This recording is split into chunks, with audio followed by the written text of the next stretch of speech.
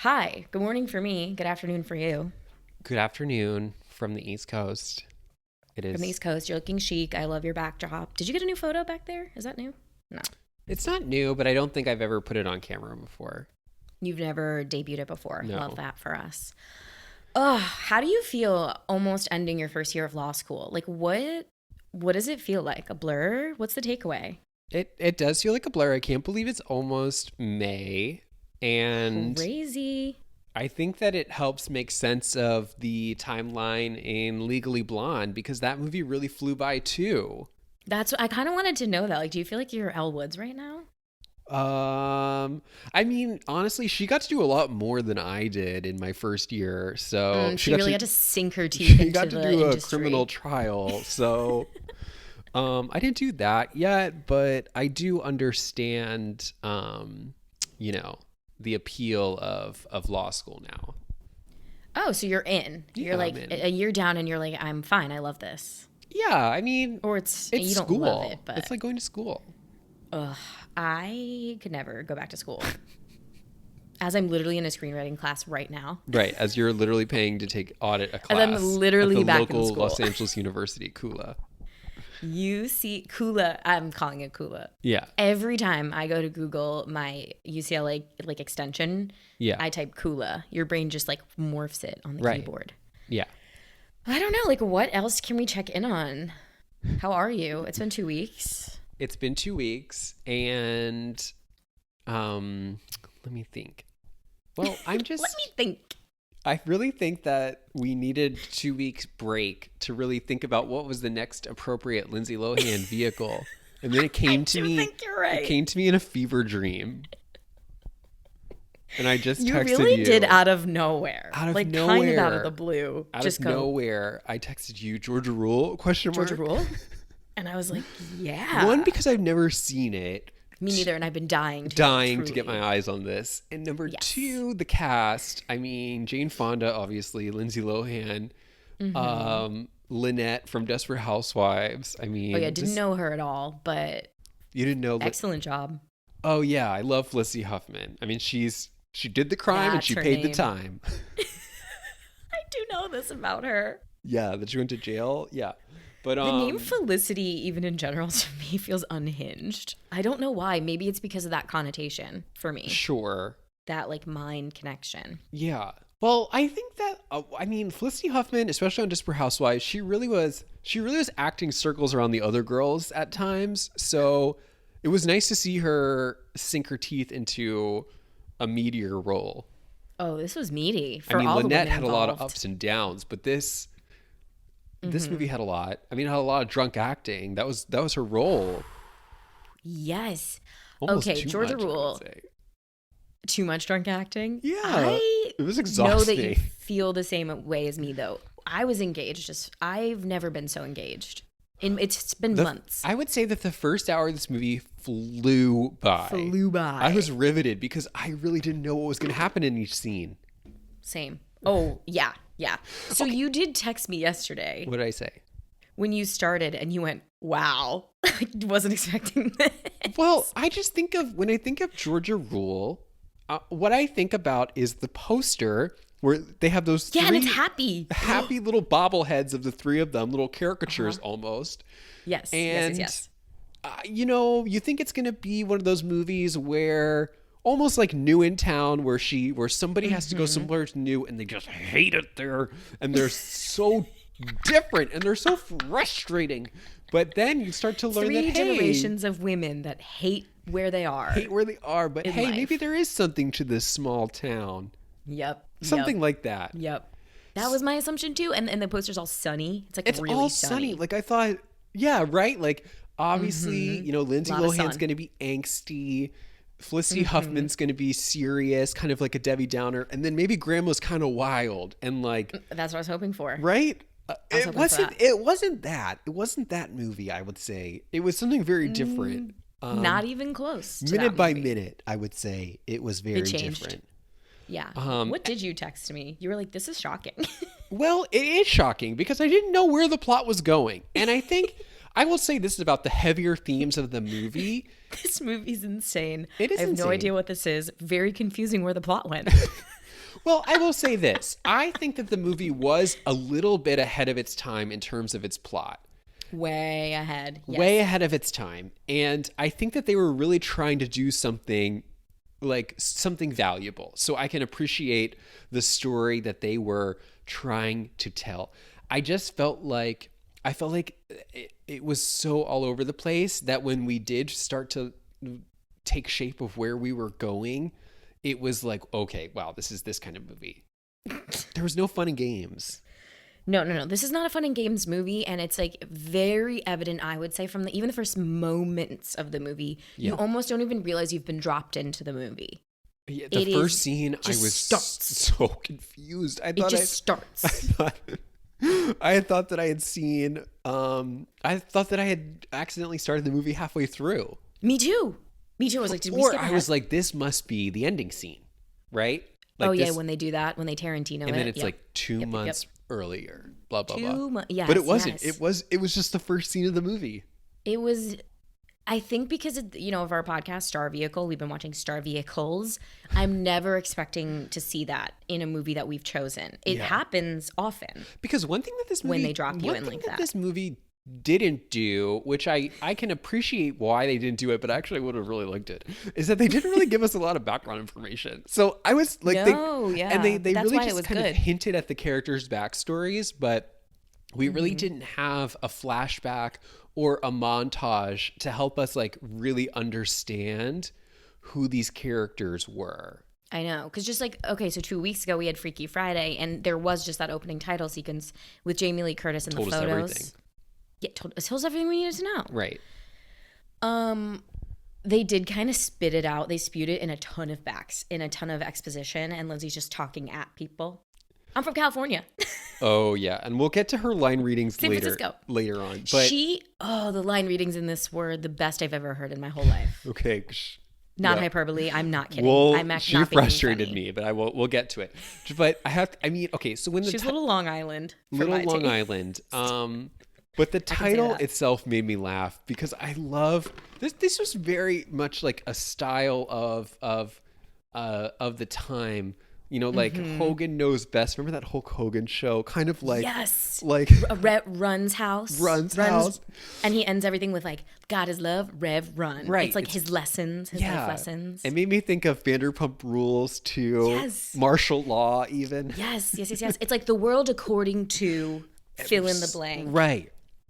So then You're right. That was the time.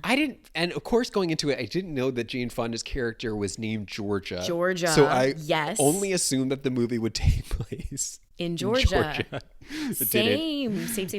It did. I was not expecting this. And this is something we've also talked about before, but you get a good hint about what the movie is going to be like based upon the first production company that flies in your face. And all I wrote down, because the first thing that appears on the screen is Morgan Creek Presents. It's like one guy. I was like, okay, why not? With this had like a super indie, like you thought it'd be super indie, supported by a bunch of different production companies. That's how you know when multiple come together and they pay up. Yeah. But this is a Gary Marshall film. So I was like, Gary Marshall, yeah. I was like, what? Also, he always uses Joe from The Princess Diaries, and there's always a Sam Fran element.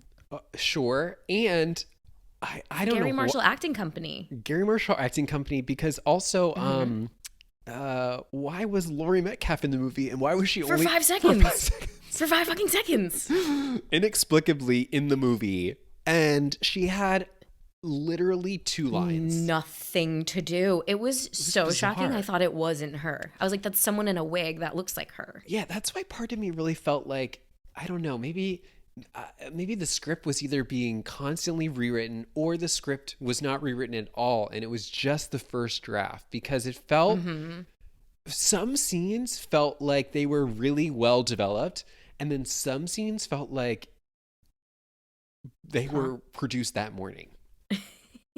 Gary was like, I got an idea. Let's run with this. Lindsay, how's your improv training?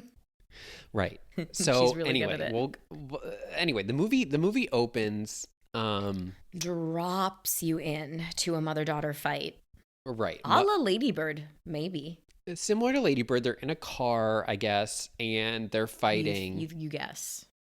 Well, Lynette I keep calling her Lynette. What's her name? Felicity Huffman is in a car, and Lindsay Lohan is not in the car. She's walking alongside. Yelling at her. She's wearing, as we see a lot, she's like very like that boho style, always in a ballet flat. Yep, I needed to look up the year before we got on because this is her outfits are very 2007. Yeah. It's like the side swept bang that every girl in my school had. I had it too. Yeah, and now she has like that very bronzed hair. Yes, and she was very tan in this movie. Did you notice? Very tan. Like this was spray tan. Spray tan Lindsay. I'd say this is peak spray tan.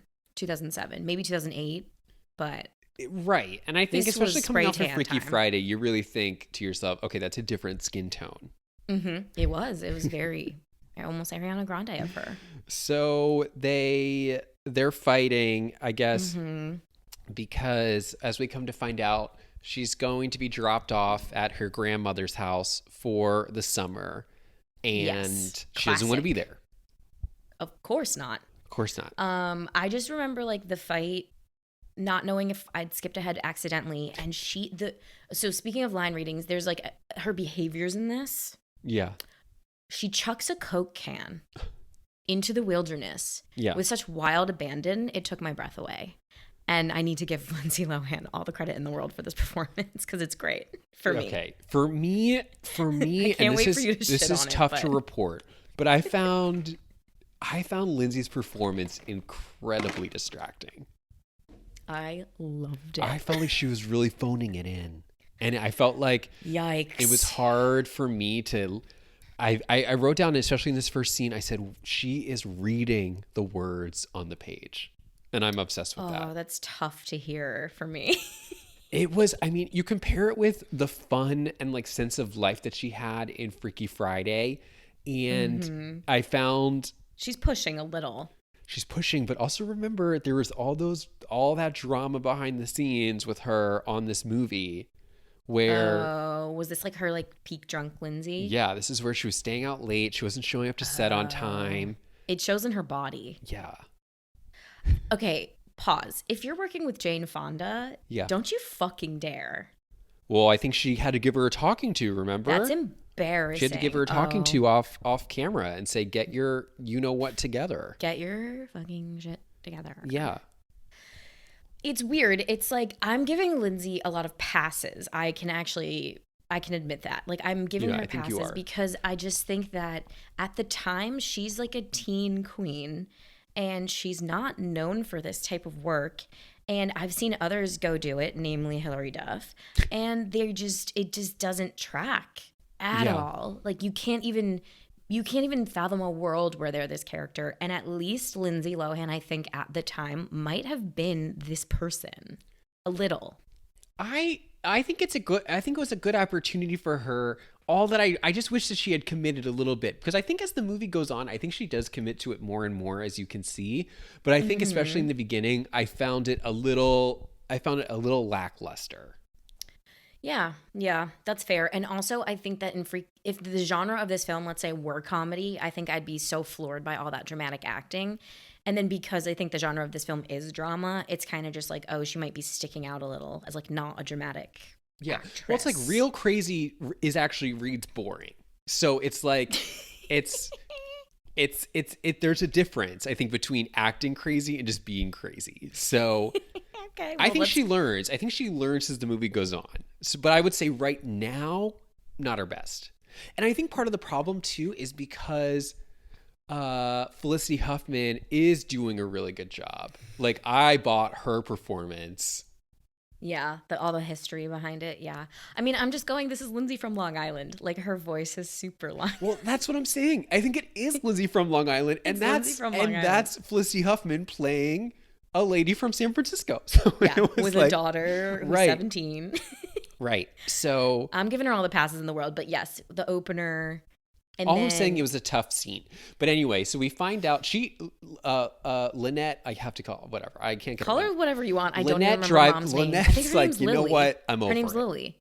Well, sure. Lily. Lynette is like, I'm over it. I'm leaving you here, which I loved. You rarely see that where the mom Love just says. Rarely see it. felt a little scared. Felt so scared. Her cell phone service was turned off. Lindsay chucks her phone into the wilderness. Swing around and pick her back up. She did. Me too. She did it. Yeah. Or they'd be closer to town.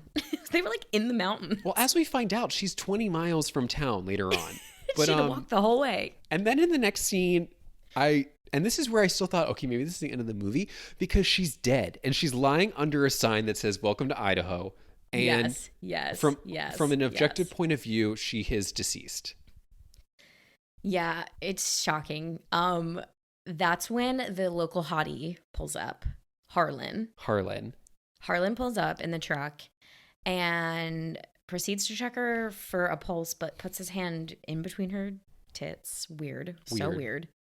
But this is the first line reading that I would love to highlight for you. What? And she went, Lindsay wakes up in a bit of a huff and says, "Are you one of those backcountry sodomy boys?" I know. It was a real weird way to come to after you've been passed out from dehydration. That's how you know it was a script. That's what I'm saying. She was really reading the word on the page. It was... Are you one of those backcountry sodomy boys? Yeah. And you know what? It took me a minute to realize that guy well, I guess they're not together anymore. But for maybe 2 years, he was Mr. Emma Roberts. Shut up. No way. Yeah, that's who she had her baby with.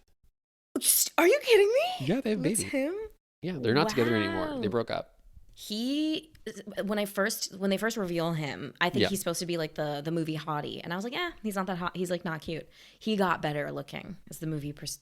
I agree, because I also found I couldn't even like keep him in my radar, because he was, as soon as he came into the scene, he left. He was gone. He was in and out really quick. Yeah. So I want to talk about when Simon pulls up. Simon. Yes, this was confusing as well. Did she call him? Okay, here's what was confusing about the scene, because when Simon pulls up, Dermot Mulroney, she walks up to the car, and what she's signaling to the audience is that she knows this man. Yes, that's what I thought. And it was confusing, because what we then find out when she is driving in the car is that she has no idea who this man is. That's what I'm saying. Was it like a hitchhike scenario? I was so confused. I think so. I mean, she was performing like... She was doing this like seductive routine where she was like, "I'm going to seduce you," whatever. But when she got in the car, it was so hard to read, because she did act like she knew him. That was it. I was like, she called this person, or someone has called this person, like a cab company or something. Right. He pulls up and she's like, "Hey, great to see you." Yeah. Thanks. Great car. Thanks for getting me. Gets in. Yeah. Feet on the dash. And he's like, "You know, I only have one rule in the car." I was like, how does she know? Because and his behavior to me is odd too, because he's not even acting slightly confused. He's just like, "Get in." That's right? Correct. It was very confusing, because especially in the initial encounter. Now, granted, once they're in the car and they're driving and they're trying to negotiate where he's going to drop her off, then you start to realize that they actually don't know each other. He's like, "I'm only going as far as blah, blah, blah." She's like, "Great, that's where I'm going." Right. So then I had to write down, like, I guess she just got into a stranger's car. It was, I didn't know what to make of that scene. Didn't know what to make of it. And I thought his, like, okay, Lindsay Lohan's out partying all night. At least the guy, what's his name? Dermot Mulroney. Yeah. I was like, he should make more sense of this for us. He should Jane Fonda this scene for me and give me the clarity that I need. And he just let her right in. Even just a simple, "Who are you?" would have been very helpful. Helped. Yes, I agree. Or just kind of like, maybe if he was assuming that she wanted to get away from this other guy because she felt uncomfortable and she was like using him, but that wasn't telegraphed either. It was very much played like, "I'm just going to let you get in my car and we're going to hope for the best." Especially because he kind of pulls up too. Well, have him drive by and she flag him or something. Oh, your cat is hungry. He just ate. His appointment just hit. It was very confusing to me as to what we were supposed to make of these two people in this moment. Confusing. But then... So he takes her to town. And then interspliced with this, we go to Jane Fonda's house and we find out that Felicity Huffman just continued to drive there without Lindsay Lohan. For 20 miles. And stops at the house and acts like it's no big deal that she left her daughter somewhere. And poor Jane Fonda, because it was written in the script, Jane Fonda had to just be okay with that too. But didn't you kind of want Jane to go, wait, what? Yeah, go get her. She doesn't seem particularly phased that she had left her daughter. No one's phased. No one's phased. There are also these two boys that I couldn't every time they were in the scene, I couldn't remember who they were. I guess they were neighbors or something. Oh yeah, the little boys that come hang out with Graham's grandma. They're so cute. Yeah. So, but what was so jarring about this scene, especially coming out of the Lindsay Lohan scene, is that Jane Fonda and Felicity Huffman, and I love their interaction. It's so fun to watch, but they are doing this like a Tennessee Williams play. Like they are giving this is the great American drama. So real it's very weight. Right? And like these pauses, very like Jessica Lange, like yes. Which I loved. Yes. I loved the spin that they were putting on this script. But it was kind of jarring to come from the Lindsay Lohan scene where she's like, "What? You don't like how I put my feet on the dash?" To go if you were on the dash the whole time and you didn't look once, you're gay. Right. So to go from that, which is interesting on its own, to then go to this, I was like, okay, this is weird. Two different movies. But I did say that, like, you know, when we get to Jane's house, who I guess her name is Georgia, you do feel, we're in Idaho. You do feel her star power, and it's just like it's undeniable. She's just, you know, she's more talented than the other two. Sorry. Yeah. And it just comes across. My favorite thing about Jane Fonda is I totally believe that she gets on that set early. And walks it. And I believe she makes memories with all of those locations. Like, she has a memory with each mug, cup, dinner plate. Like, it's crazy how specific she is. Yeah, I just felt like... Love that babe. I felt like she really came to understand this character. Versus, like, Lindsay, who, you know, to borrow some of your phrasing, like, I mean, she was younger at the time, but, like, I really felt like she was just playing herself, right? Like, kind of figuring this out. But it really made me wonder what kind of conversations Gary Marshall's having with Lindsay Lohan. Because, okay, as we will come to find out, subject matter of this movie, tough, difficult, hard, chicken soup sad. for the soul. Chicken soup for the soul, cry. This is like a sad movie. And I'm just like, at 17, I don't think anyone could have, no one, not even Jane Fonda, could have pulled me aside and said like, hey, this like trauma really fucks this girl up. And you need to treat it seriously. You have to treat it seriously and like start to think of your arc. Like where are you starting? Where are you ending? Because I wouldn't have gotten it at 17. No, that's what I'm saying. Like I think it's a tall order to ask, but also, you know, these are... You're being paid. Acting isn't for everyone. So, okay. I wrote down a line reading, but I don't remember who said it. I think it was Lindsay. As like Simon pulls up and lets her out, she goes, "Save the lives for something more important than cancer." Was that I don't remember that line. I only remember the one line she said, and obviously it's the very iconic line that comes about 3/4 through the movie. Oh, do you want to say it now or you want to wait? No, I'm gonna wait. Actually, I won't say it. It's too crass. But I wrote down more too. She pulls up and goes, "No marriage ring." What? No wedding ring. Right. Okay.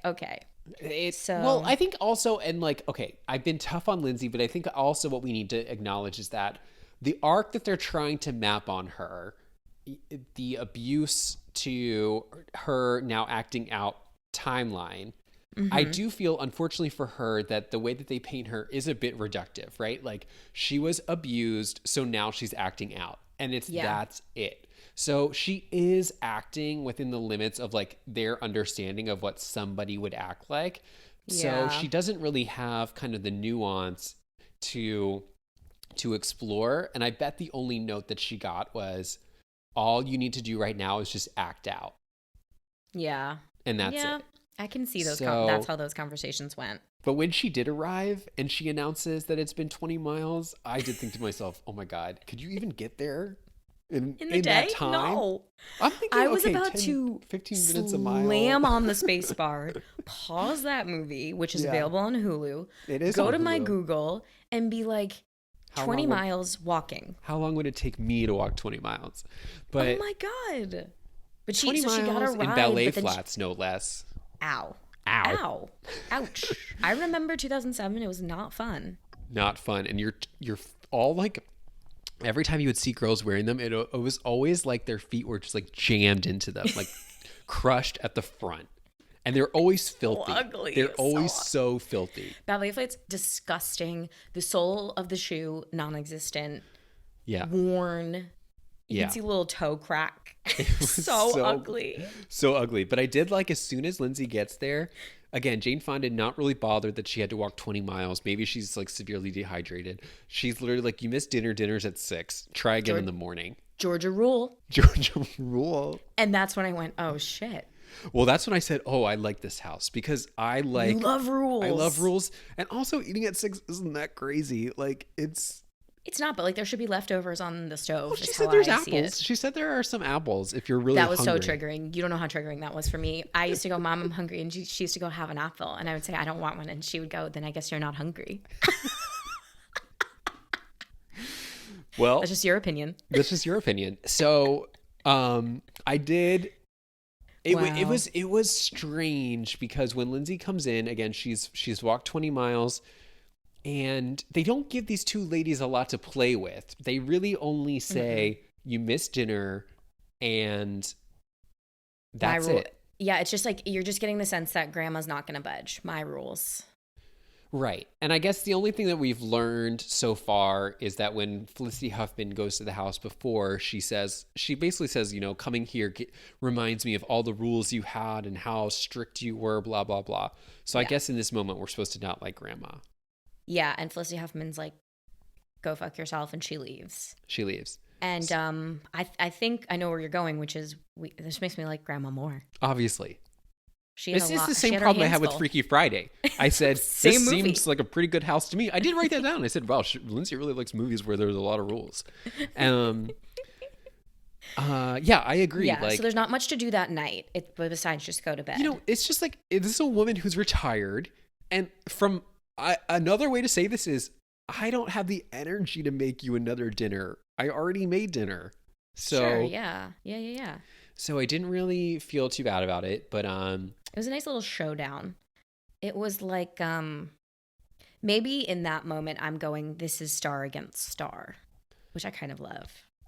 Right. Well, I think to your point, they're setting up this idea, and I got excited. I thought, okay, we're gonna get like a really fun monster-in-law section where the two of them really drive each other crazy in this house. Yes, but they don't really do that. Not at all. Not in the monster-in-law sense. And I got so excited, because then the next morning, Jane Fonda creeps down the stairs and like peeks over Lindsay Lohan's sleeping body, and I'm like, air horn, like wake her up with an air horn. But not that kind of movie. Not that kind of movie. That was so sweet, Grandma watching her sleep. I was like, wow, so much backstory. Watching her sleep, and then she makes her what appears to be a really nice breakfast. I like oatmeal, so I wouldn't have been offended by. But Lindsay goes, what is this? I know. What is this? I was like, what does it look like? Yeah, and then she delivered a line that I just wish she had a few more takes. She was like, I brought 20 novels. I guess that'll last me 8 days. 6 days. So wait, okay, so another thing with the Freaky Friday thing. They're painting her to be smart. She's smart. Okay, this is something that I developed later on in the movie, because she's a genius. She's a genius, because when they tell us Jeopardy. She's going to Vassar, I was like, oh, damn. Oh, they're letting us know that she's smart because she reads. Yeah, I brought 7 novels. I've never brought that many novels on vacation. I can't get through one. Never brought that many novels. It just didn't really jive with this idea that you would be bored if you like to sit around and read. You know what I mean? Yeah, it was like, whoa. It was like they were going for that reductive 2007 angsty teen, which this is my 2007 read on it. Now I can see she's traumatized. Yeah. At the time, I would have been like, wow, she's angsty. I wasn't like that. I followed the rules. She doesn't. Yeah. But she brings books. Now, keep in mind that she's, okay, so then we also learn that this is her summer before college, okay? Her rules are she has to eat at the prescribed meal times and she has to have a summer job. Sure. Which is what most people did the summer before college. You had your summer job and you ate when your family put the food out. So it like your cat, much like Steven's cat, who's on a tight schedule. On a tight schedule. So I was like, again, this doesn't feel like a problem. It doesn't feel like martial law. It feels like Georgia rules, which are not too difficult. Oh wait, yes. So okay. Do you want to? Can we go to the next morning? Well, we are in the next morning, yeah. And she comes out, and the little boys are out front, and they get into a fight. What the fuck was that? Well, right. She sees the boy cutting the grass with the lawnmower, which is mechanical, and this causes Lindsay to short circuit for some reason. Let me do it. Which is weird because nothing was wrong. It was very strange. And she tackles the boy almost, and he tackles her back. It's unclear who really provoked it. But all of a sudden, weird. They're rolling around. Why would you fight with a 12-year-old? Or he's like 10. He looked, I was going to say 10 8. Or maybe under. She's, college senior. Let's say at best she's 18. Yeah. So weird. And then they get hosed down by water. And then we find out, I don't even want to repeat it, but she then insinuates that the child had been excited by her. Yes, and that's what the movie... It was so jarring to me. The movie is just like, look, old men think she's hot, young men think she's hot. It was Everyone in between thinks she's hot. And I was like, that was unnecessary. We did not need a 10-year-old boy to kind of crush on her to understand that she's alluring in this town and she's beautiful. It's it's Lindsay motherfucking Lohan. I mean, we had also... When she walks through the town, it might be the next scene or something like that. I mean, they are hitting you over the head that people can't stop staring at this girl. Yeah, and she's tan, and the wardrobe department does an excellent job. Right. So it was very odd to me that we that was weird. It was so heavy-handed. Yeah. I want to talk really quick about how this is definitely the year of business casual. It's one of our favorite years in Star Vehicle history. She loves a dress shirt out on the town. It's a dress shirt in a tight jean and a stiletto with a pointy toe. Yeah. And this is the year New York and Company's stock. It's very New York and Company. Yeah, I just wrote, this is definitely peak New York and Company era of business casual. And because now I don't think you would put someone in business casual to indicate that they're alluring and sexy. Right. I agree. Especially when she takes that stroll through the town. Yeah, but she looks great. And people are literally crashing their cars to look at her. And it's a button up. Okay, this is really small, but who do you think the violin teacher looked like? I have no idea. She looked just like Giada. Oh my God, really? Just like Giada. I was like, whoa. I wrote that down. But anyway, so she walks through the town, which actually looks really cute and charming. So cute. I would love to go there. That mural, beautiful. Yeah. And I think what they were trying to do in this scene, which again didn't work as well, and maybe I just might be trying to give them too much credit, but what I think they were trying to do in the scene is suggest that all of this attention that she's getting, she's interpreting is because people are sexually looking at her.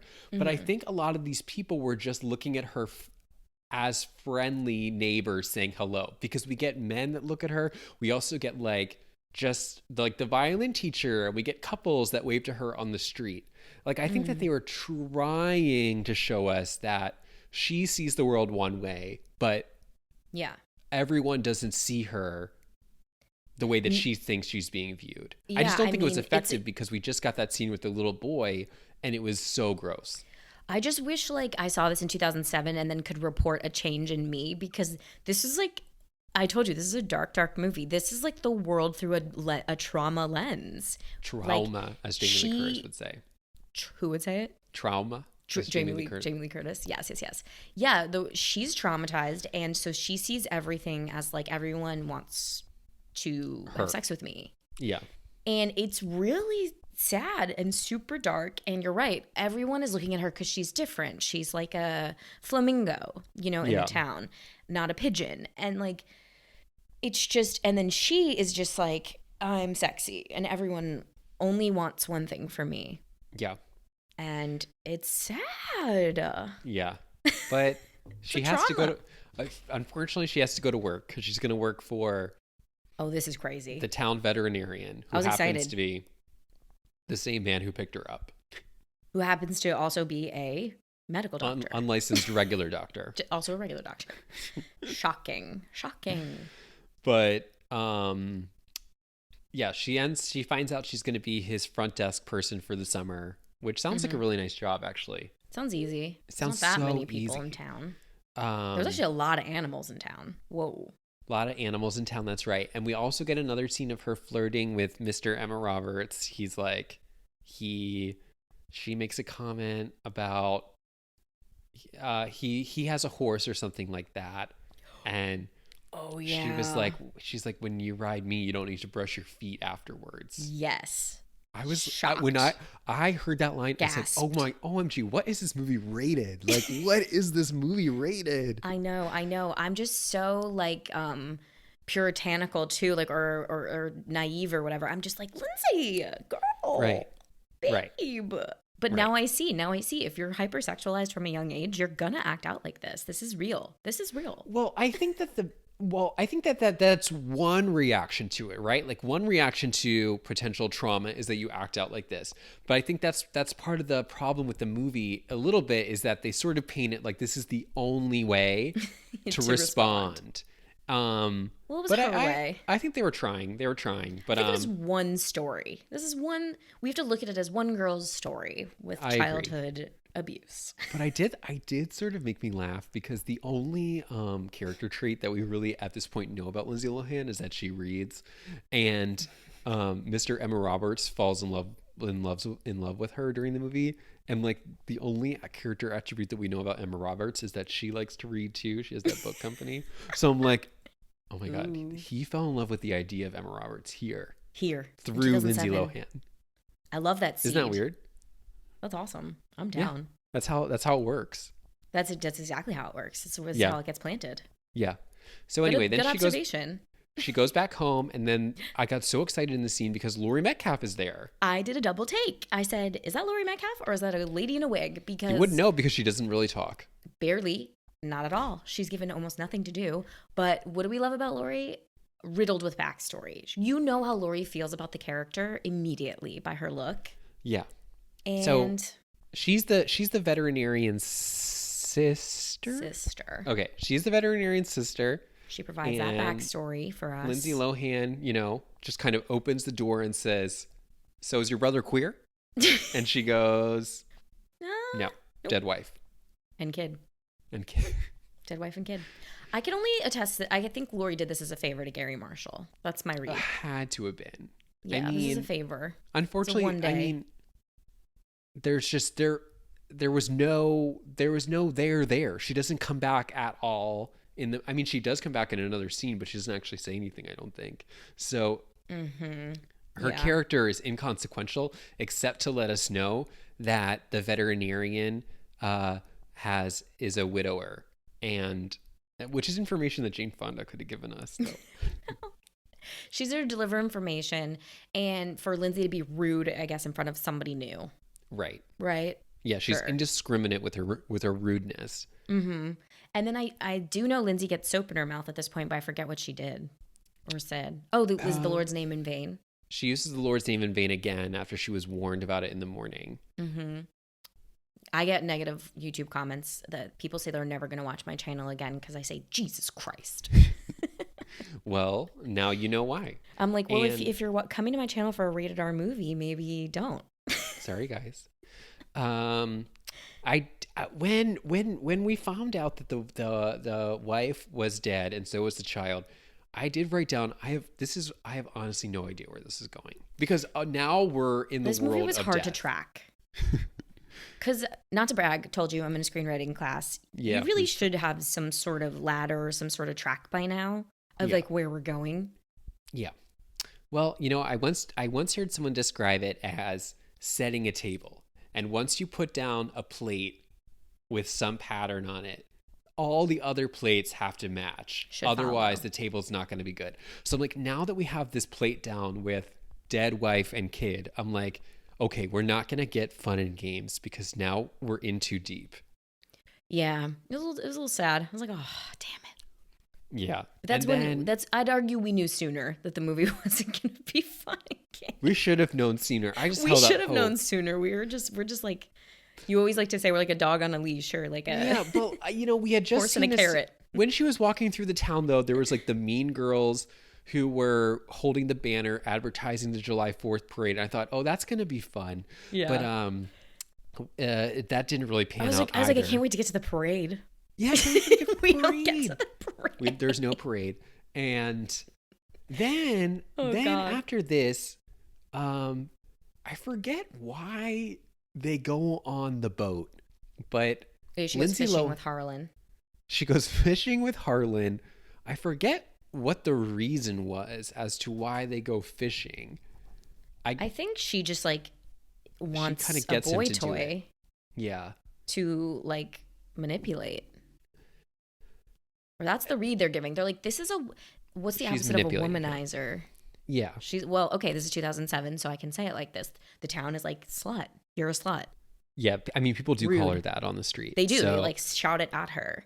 And I think this is another scene that reads differently, I think, when you take a step back from it, because she sort of pushes it, right? Like, we're going to go on this boat. Yeah. He accepts because he's just like friendly and a nice guy. Mm-hmm. But then she interprets that as he wants me. Yeah. He wants, like, what else would you do if you're alone on a boat together? You're going to have some hanky-panky. Mm-hmm. And his mind is not going there at all. No. And then she pushes it. She pushes it, the seduction scene, and then takes it back. And then she said, my turn. Yeah, and my turn. We don't see, all the details, but she does return the favor on the boat. And I'm like, wow. Again, we've taken a turn, and I didn't even know what to do with this scene.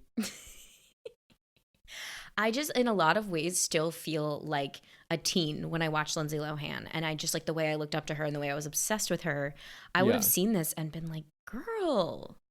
It truly must have been like one of those roles where it's like, how am I going to break out of people's perceptions? Exactly right. That's exactly what I wrote down. A movie that's littered with scenes like this. And you're like, this will do it. I'm shaking the Disney Channel movie. Yeah. And Hilary Duff has one too. It's literally called Greta. And she spends a summer with her grandparents being rebellious and sexy. And again, I think it could have been, I think that the movie could have worked. I think that it just needed a little bit more nuance, or maybe a little bit more second thought about the writing, because it First draft. Yeah, because I don't feel that way. I feel like this movie works for me. I want to see it today really badly. Like, I want to see a 2022 remake of Georgie Rule. Me too. Almost with the same cast, truly. Maybe. I'm not kidding. Because I just think we have like 20 more years, or no, like 15 more years of perspective on what childhood trauma does to an adult human. Yeah, that's what I'm saying. It just needs to be fleshed out a little more. That's all. I want to see it again. I love this movie. I did. Oh, now I will say, okay, this scene did make me incredibly uncomfortable, and I understand why.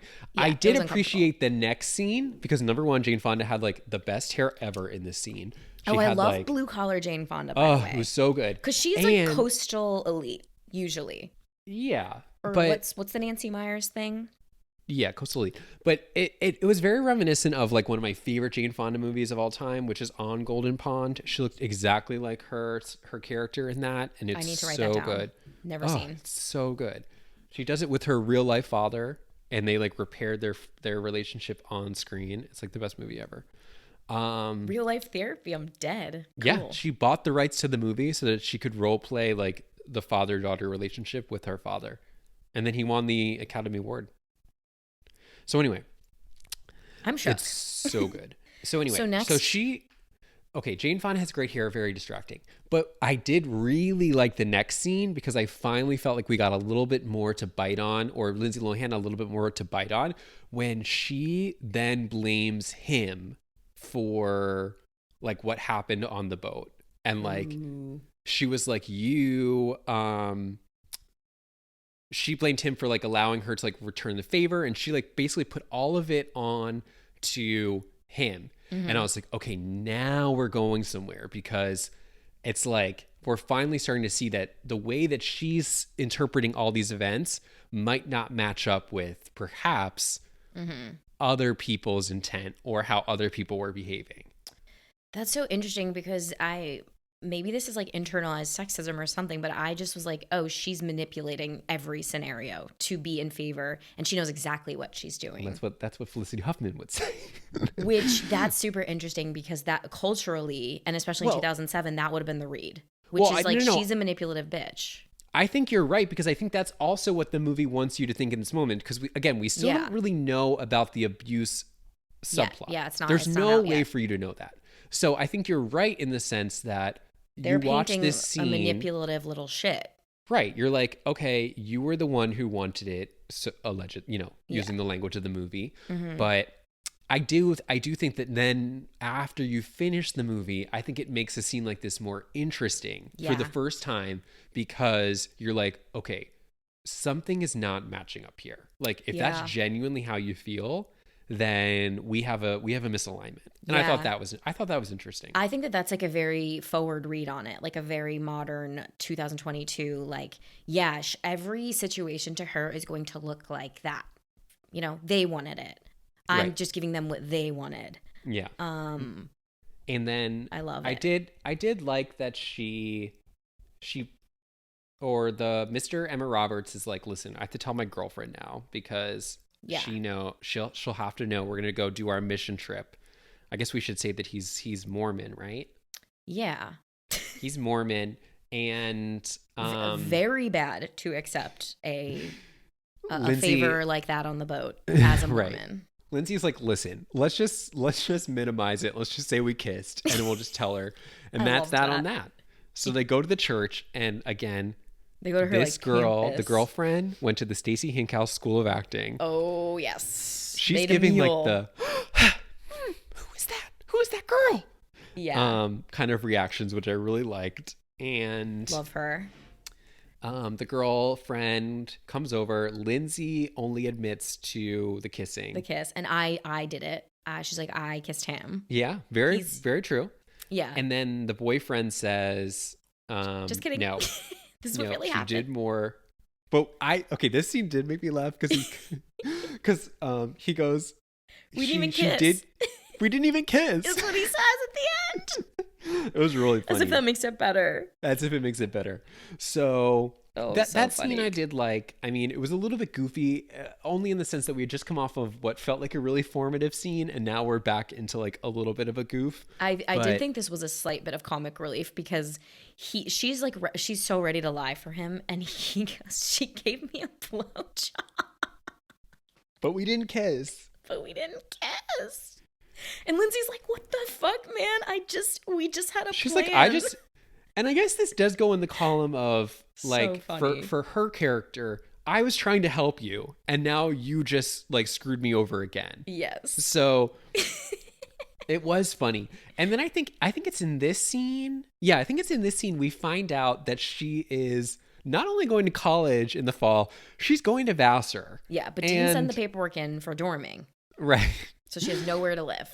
And I wrote down, and again, I literally wrote, I don't know how this is going to sound, but I said, ... if she's going to Vassar, shouldn't she be smarter? Because I was like, they weren't convincing me that she was intelligent beyond liking to read books. There was one other thing, which I can't remember which scene came first, this or the one I'm about to bring up, which is they're at some sort of outdoor event, and she's sitting with Simon. Maybe it's coming up next. And she goes, oh my God, this is Bach. And I went, oh, right. Huh? Yeah. She's like a trivia machine. She's a trivia nerd. She loves trivia. She's a trivia hoe. Yeah, I did. Because they had books, Bach, Vassar so far. Yeah. I guess that's how they're signaling it to us. But yeah, it was in the script only. I did pause here in this moment, and this is when I wrote down, wow, the first hour really flew by. Yes. It really did. It did. And as I paused, though, I also thought to myself, You know what this movie reminds me of? It reminds me of what I can only imagine would have been like a dry run or maybe even the dress rehearsal for like August Osage County. And then I was like, that's what I want this movie to be. Like, I wanted them to give Lindsay the scene where, not the Abigail Breslin scene because she was like super boring in the movie, but like I wanted her to have a scene where she like really lost it and like threw plates across the room and like really gave us full Julia Roberts crazy in the movie. We got half little tizzy like fight. We got half. Yeah, that's what I'm saying. I wanted to shift from like being angsty and like annoyed to being angry. And I thought if they would have if they would have let her get angry, I think it would have been a much more interesting movie. I wanted her to have like a chucks everything and breaks everything around the room scene. Exactly. Maybe alone in Simon's apartment too, because he's kind of like very much like fatherly and safety for her. And it would have been really cool if she just like absolutely out of anger, hurt, betrayal, and grief just trashes his place, and he comes home and is like, I forgive you, and hugs her or something. That would have been cool. I would have loved that. Rewrite. Well, then my next note was, I wonder if they did a rehearsal for this, because it was like nope. No, Lindsay I don't wasn't think showing so. up for rehearsal. Are you kidding? She was barely showing up for shooting. And then after this, we move on, and we're supposed to believe that she's going to make a difference, because then the next day at the work at the vet office, she's now going to put these people in debtor's prison because she's collecting money from these people who have apparently never paid for years. That'll be $25, please. No, that's cash another or one. check. That's another one in the column of she's smart. She's smart. She understands like the bookkeeping of it all. Books. She went through his that guy's whole history of receipts and said, you owe $25 multiple times over. Here they are. I did like the line where she was like, I'll mark this one as paid in full, but as you can see under, I have a whole stack of other ones that still need to be paid. Yes. So that was another one for Smart Lindsay. I saw what another they were doing. One for Smart. Yeah, I saw it. Absolutely. I saw the tick marks for Smart. It did make me laugh a little bit though, because I was like, I don't think you've thought this through. Like, are you really going to try to, it's like when the drug dealer doesn't give you what you asked for, it's like you don't go to the police. It's like you don't threaten people who are paying an illegal business to pay up. Because all it would take is them to go to the police and and shut them down. Yeah. So I love this that movie. Was interesting. I love this movie. I was like, I just thought, okay, it's an illegal practice for sure. That's what I'm saying. You don't threaten the customers of an illegal business. So so funny. Has she revealed her secret yet with Simon in that outdoor fair? No, not yet, because also I think at the same time, what's her name? Felicity Huffman comes back at a certain point because... No, she doesn't come back until the secret's revealed. Right, because now this caught me off guard. Lindsay Lohan comes home, and as she's going into her bedroom, without provocation, Jane Fonda says to her, "Did Arnold touch you?" Yeah. But it felt like it came out of left field. Well, Lindsay reveals it with Simon at that outdoor fair. She goes, "Here, I made you a plate." Right. They sit down, and Lindsay is like putting the moves on Simon at all times. So he told Jane Fonda? Yeah, he says that. So she reveals her secret to Simon, and she just kind of blurts it out. She says, "I think for the purpose of our podcast, we kind of have to spoil. So if you're going to watch the movie, please pause right now." Okay. Yep. Great. She says, like, I think we've already spoiled it, but yes. She says the first. Well, we've been kind of dancing around it. We've really been dancing around the secret, and here's where she explicitly, a lot of dancing around topics. She explicitly says to Simon, like, I was 12, like the first time my stepfather, like touched me or had sex with me or whatever, and he gives a very dead-faced performance. There's like almost no shock in his face. That's why I don't remember this. It was very confusing. I think maybe you clock it as a lie. Okay. I think maybe that's kind of what happens. I don't know why I don't remember that scene. Okay, go ahead. We totally clock it as a lie or whatever. But okay, they kind of fight. And I wrote in my notes, genuinely have no idea what Rachel and Simon just fought over. I think it's just like a failure to communicate on every level. He's like, you're trying to sleep with me, but I'm like a father. This is weird. And Okay. so, and then later we come to find out Simon called grandma and was like, what, you're a minor and I had to report this. Okay, that's what I'm missing, because then I guess to tie it back to what I was just saying. Yes, so get Jane back Fonda there. then brings it up to her in the hallway one night. Yes. Okay, that's why I was so confused. Simon told her. To me, it felt like it was totally out of the blue. No, and Simon did his due diligence. Like if a kid, she's 17, reports this, you have to go tell Mandated someone. reporter, even if he's an illegal doctor. Yep. At risk of losing his entire business. Yeah. And apartment. He doesn't have much. The apartment didn't match the career, but not whatever. at all. But, you know, it's Idaho. And yet he had like a brand new Mustang. Very weird. Weird. Yeah, so we're still kind of like dancing in the land of, is she lying about this abuse?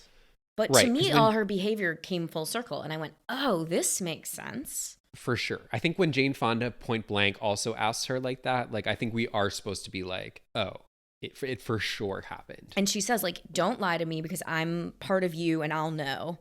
Yeah. And I loved that Jane Fonda touch. And Jane Fonda's listening, really listening to her granddaughter. She's listening. She sees. And she believes her. She believes her. She believes her, but Lindsay doesn't say yes. No. No. I mean, I forget what she says, but she doesn't say yes. But anyway, so then I think that's how Lynette Scavo comes back, because she rushes Jane back. puts a call in. Mm-hmm. Yep. And this is where Lynette the movie really takes a turn. Yeah, Lynette comes back with the goal of saying, like, I want to see her say it to my face because she's a liar. She's a liar pants. Yeah. And found drugs in her room. Yeah. When she lied about the papers at Vassar. And I was just like, can't you see all of that is tied to that one event? Like, you idiots. And then I think Jane has like a really wonderful delivery, because she just keeps repeating to her, then why are you here? Yeah. Like, why are you here? Mm-hmm. And then that's why I really love this section of the movie, especially the scenes between Jane Fonda and Felicity Huffman. I think they are really good. Mm-hmm. And I felt like they were really bouncing off each other. Unfortunately, for like the latter half of the movie, Lindsay kind of gets siloed at the other house, quite literally. Like, they have her move. They're like, stay there. I know. And I think what sucks is that this is where the two of them get to have their August Osage County like moment. Mm-hmm. And I wish that Lindsay I understand why she wasn't there, like obviously plot wise, but I think that I wish that she would have been there, because I think like a rising tide lifts all boats. I think it would have helped her rise to the occasion. I wanted the three of them in the house. Right. To do some like intergenerational mother-daughter shit. It would have been cool. Because I mean, we're treated to really like fun also scenes in crazy sense. Like you get Felicity Huffman laying out all the knives in the house to pick one that she's going to stab gonna kill Arnold him with. Yeah, and then Jane goes, this one. It's very sweet. It's super sweet. The knife scene. The knife, right? Like, I wish Lindsay had been there for it. She needs to see her mother do that. Like, defend her in that That's way. what I'm saying. I think she would have seen her. Because what's weird is that, and again, this is how it works for the plot, but like Felicity Huffman then goes on her own journey of believing Lindsay.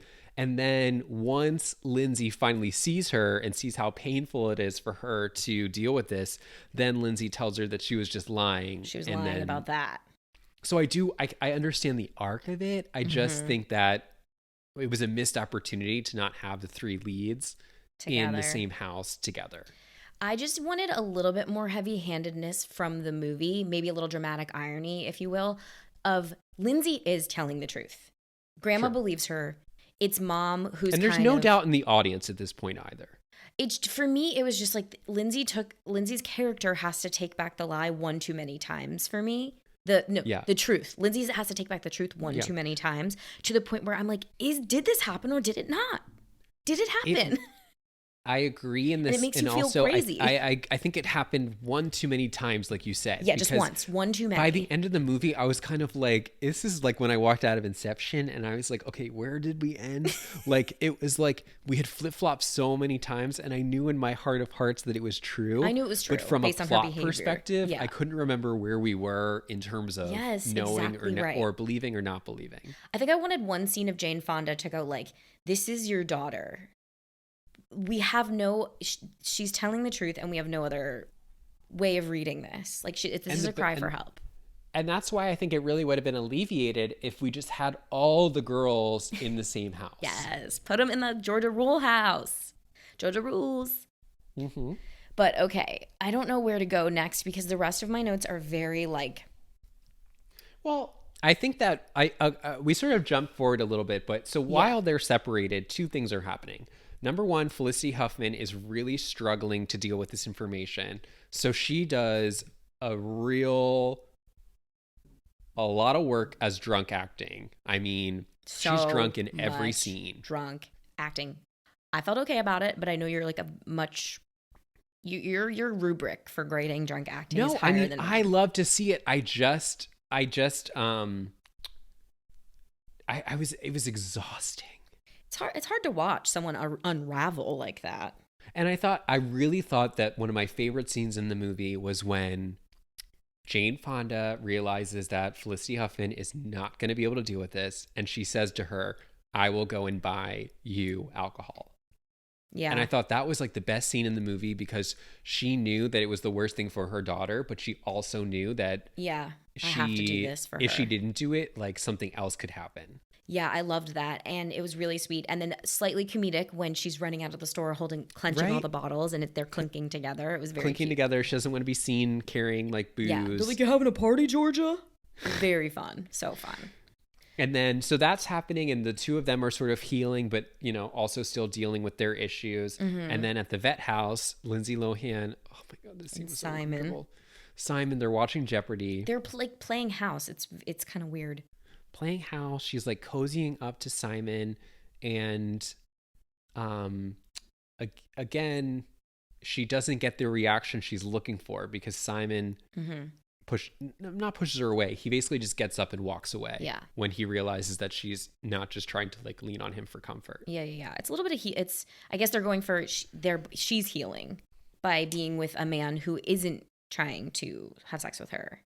Right. And she's also healing in the sense that we start to realize that drinking obviously had been going on for a long time with Felicity Huffman. Yeah. And we start to realize that Lindsay can cook. Lindsay can cook. Not only is she good at Jeopardy, but she knows how to make like some weird beef stew. And wait, did you think it was a tad ridiculous that she seemed to be in some sort of like Susie Homemaker outfit? Like she didn't need to be in like a halter top dress. You're right. There's a scene where when Felicity Huffman comes to the apartment, Lindsay Lohan is literally wearing a costume from the 60s. Yes, to be like a housewife. Yeah, it was a little forced. It was heavy-handed. Just put her in that juicy couture sweatsuit that Felicity Huffman wears in this movie. It was like, now I'm the Madonna. Like I'm not the Madonna. Like I was whore before. Now I'm the Madonna. Like it's very like. And she's wearing white the whole movie. White. Because she's innocent. Innocent. But yeah, they're play acting. They're playing house. Lindsay's cooking for him. Check in the box for smart Lindsay. She gets all the Jeopardy questions. She gets all the Jeopardy questions. So again, in case you forgot, she's very smart. And even the vet's like, whoa, my vet tech is so smart. But and then during one of the days, because I guess we have to like put a pin in this plot line. She finds out that the girls are like spying on her and spying on Mr. Emma Roberts. Yeah, so harlots, if you will. Harlots. So Lindsay takes to the truck and she almost runs them all over. I love that. So the girls are spying on them in the boat, and I'm like, ooh, I hope they don't do anything extra in the boat. They don't. Because now Lindsay's character arc is men can be friends. Like they don't need to want something from me. And so the girls are spying on them, and then Lindsay spots them and whips his truck around towing a boat. Yeah. Tails these like almost murders them. Almost kills them. But I loved the scene.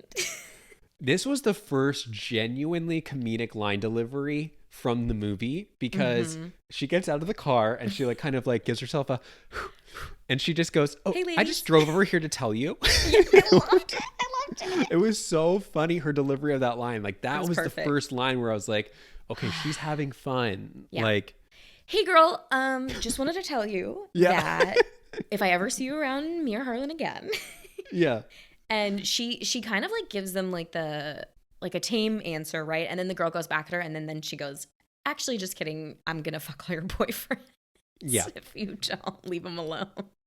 And she goes, but you know what? After this, you guys can go back to enjoying whatever summer you're having. And like, I loved it.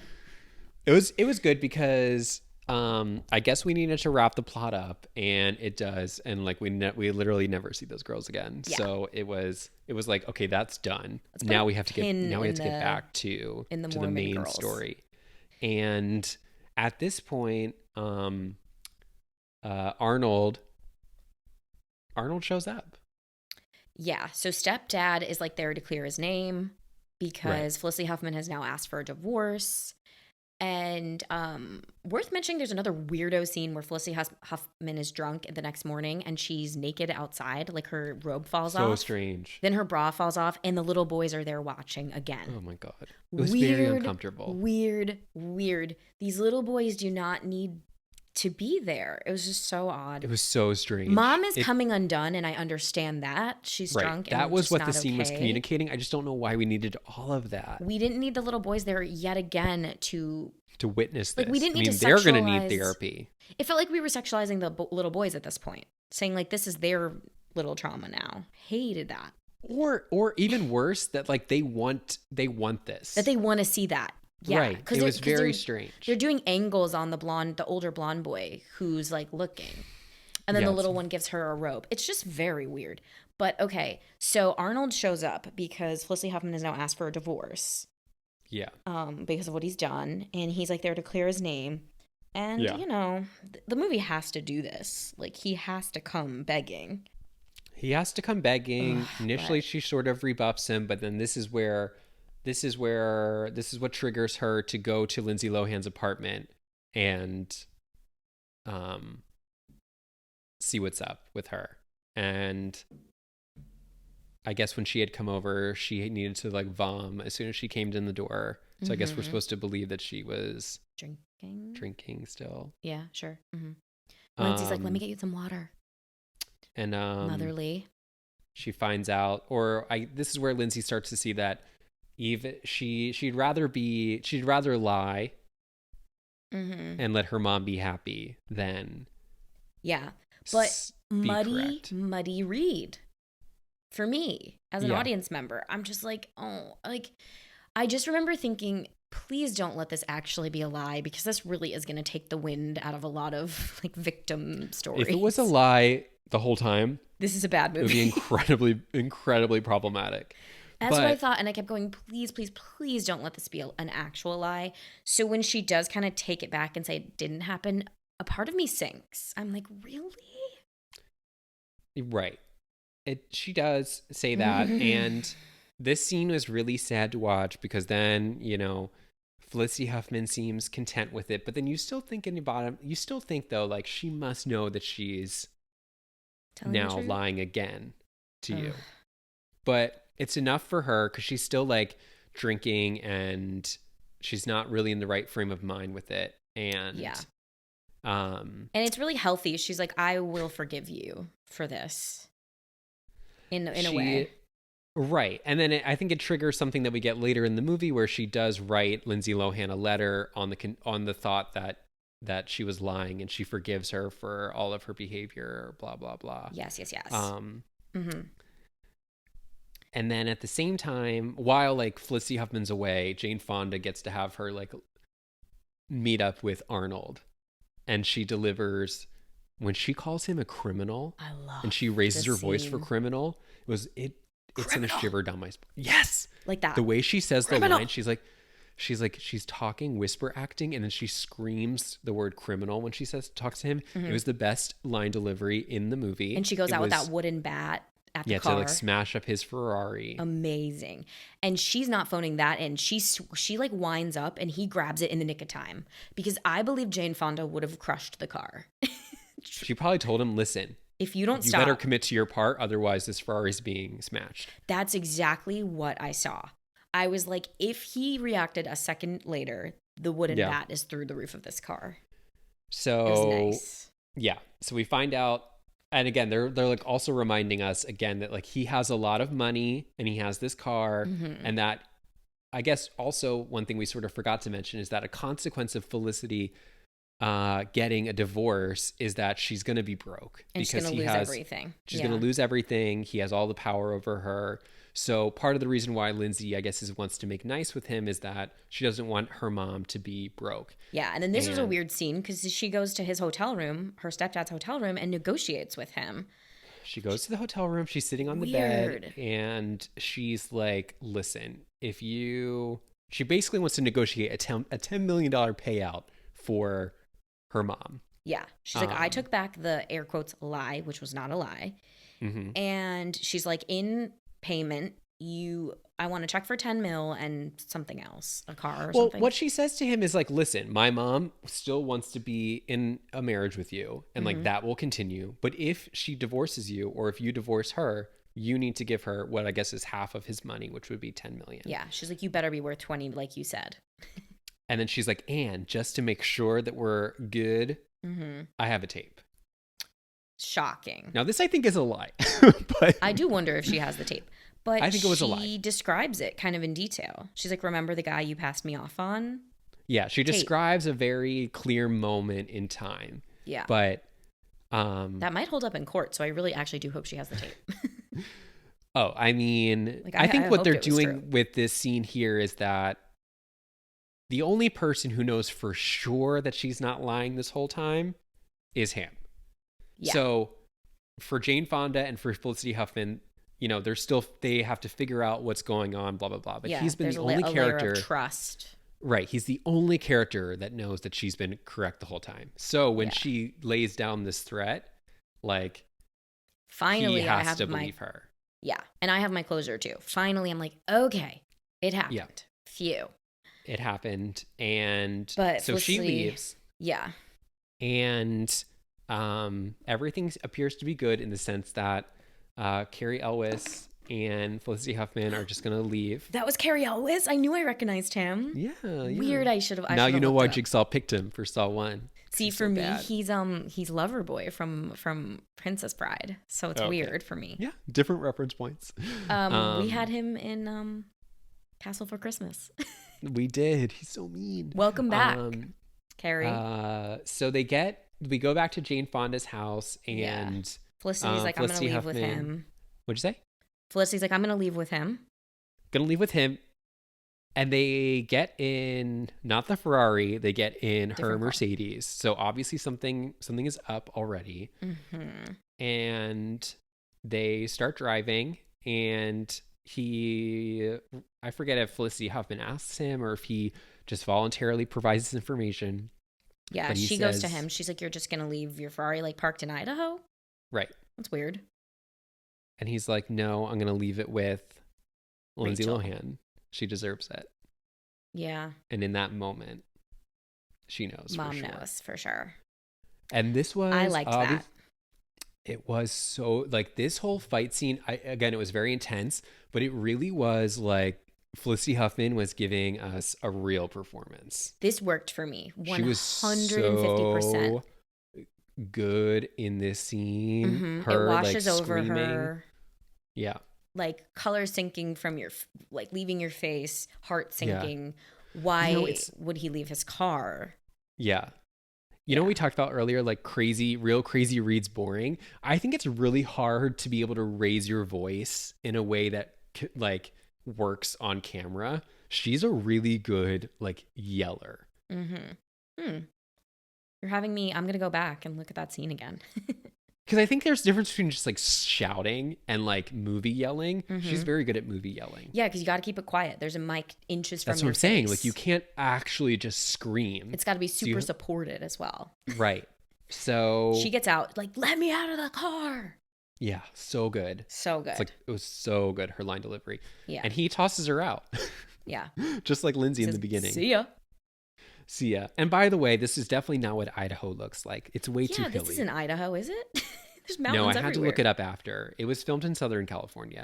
I was like, it's way this looks like the valley. The Idaho is Midwest. It's flat. That was my read. So anyway, this was confusing. But anyway, he drops her off. He leaves.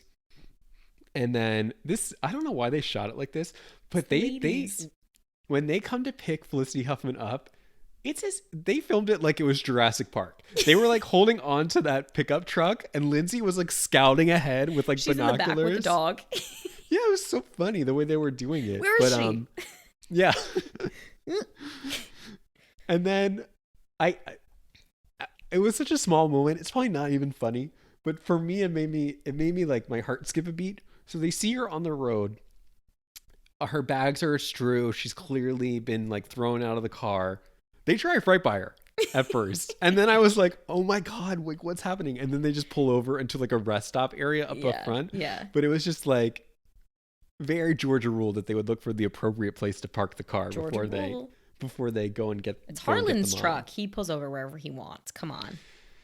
And Lindsay is in ballet flats again. Yeah. Maybe just out of utility. She's taller, I think.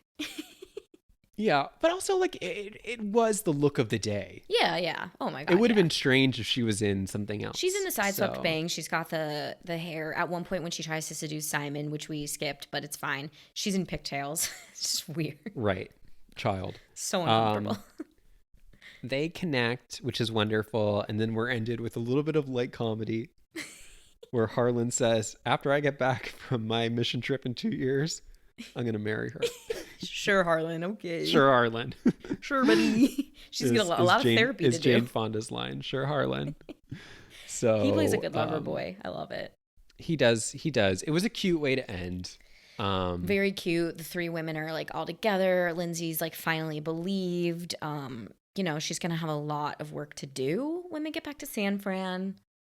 Yeah. But all is well. And I guess we kind of get the sense that they're going to press charges, right? And send Arnold to jail. For sure. Because Felicity Huffman basically threatens so much in the car.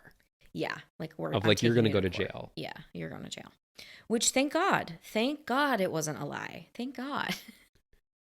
Yeah, it would have been a really, really rough plot point if this was a true lie the whole time. Yeah. Yeah. And just for my liking, we were straddling the fence a little too long. For sure. But I liked this movie a lot. This was very much pre all the discourse about, believing victims at first. Mm-hmm. So in that sense, I do think it was very much ahead of its time. So I can at least appreciate that the movie was really trying to do something different. I think this movie is super ahead of its time where it arrives, especially Grandma really never wavers in her belief in her granddaughter. No. Very cool. Very cool. Yeah. And ultimately ends up in a place that I'm happy about. And I agree. Lindsay did her best and Jane Fonda did the best. Jane Fonda did the best. Lindsay Lohan did do her best in the moment. Like I was saying to you, I really liked the movie. I liked it. I liked it a lot. This reminds me of when we covered In Her Shoes, and I just didn't. Yeah, that was a real surprise and too. I just thought it was going to be a shopping movie. Yeah, I thought it was a shopping movie. Not a movie about shopping. Not a movie about shopping. Like I thought this was going to be like a movie in Georgia with three women like having fun. Fun generational comedy. Like I was waiting for some iced tea to be stirred on a porch. Nope. Yeah, like sassy quips and making Lindsay do random chores around the house, blah, blah, blah. Yeah. Yep. Whew, guys, I think you should watch this one if you haven't. Yeah, I think odd. And I think if you watched it when it came out, I think it's worth rewatching too. Yeah, I think I would have loved that. I wish I had that kind of to reflect back on. Me like too. An experience of watching it back then. I wish I had then and now, because I would have definitely had other thoughts at the time. For sure. Definitely. Like this all of Lindsay's acting out to me would have been very what we talked about in Freaky Friday, which is like, girl, what's wrong with you? Just follow the rules. Exactly. It would have been in 2007. I would have been like, just do what your mom says, and everything will be fine. Yeah, because like the issue of her not following the rules goes away rather quickly in the movie, mm-hmm. and it doesn't really. It's not the plot of the movie, no. Which kind of cool. I think is helpful. Yeah, very cool. So cool. Yep. So definitely catch this one. It's on Hulu, so you have no excuse. No excuses. I wanted to ask you one final question, which is, have you ever had soap in your mouth? No. Really? Did your mom threaten it? No. I wish I knew what words to use and what not to use. Yeah, but like even if I was like sassy, my mom would put soap in my mouth. Oh. If I was like, no, I don't want to. Bar soap. Oh. Yeah, never had that. So. Damn. Lucky. Yeah, but my mom tried to do a liquid pump bottle one time. Ew, that's disgusting. And I kept my teeth so clenched that she just couldn't get it past my lips. Love that. Well, you would have thought I deserved it. Probably. You probably did. You're probably acting up. I was just being like mean. Well, you get what you deserve. So, not the read I want you guys to take from this movie. Oh no, that's not the theme of the movie. That's specifically at me. That's specific to this case, not to the theme of the movie. Yes. Okay. Well, after such a heavy, hour and a half, guys, don't forget to rate. Don't forget to comment. Don't forget to leave. Yeah, Georgia Rule. Don't forget to leave us a review on Apple Podcasts. Yeah. And perhaps Spotify if you can. Oh, all right, Stephen. I feel great about that. Yeah, it was a nice journey to Idaho / Southern California. Yeah, I really do hope we visit Jane Fonda again. I will be waiting. For sure. All right. That's that on that. I think that's what we say. That's that on that. That's that on that. Okay. All right. Bye, Stephen. Bye. Bye.